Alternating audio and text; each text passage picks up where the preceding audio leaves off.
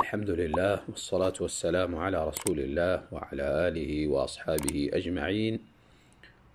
پاسخ سوالاتی بعضی از برادران که از طریق کانال سوال و جواب به ما رسیدن. شخصی پرسیدن آیا تیز طهارت کردن مکروه است؟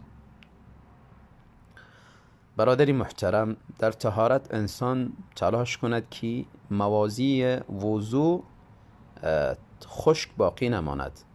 اندامی را که یا اعضایی را که بالایش فرض است بشوید نباید خشک باقی بماند.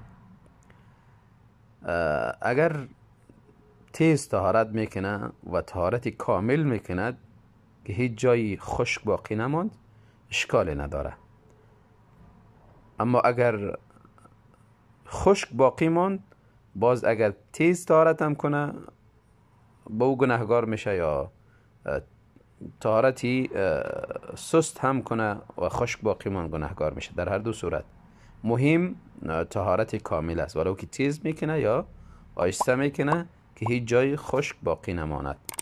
اگر خشک باقی ماند باز رسول الله صلی الله علیه و سلم وعید سخت گفتن ویل للاعقاب من النار، هلاکت باد، تباهی باد یا کنده از دوزخ باد برای شخصی که عقب‌های پای خود خشک میگذارد یا عقب پای از او خشک باقی میماند.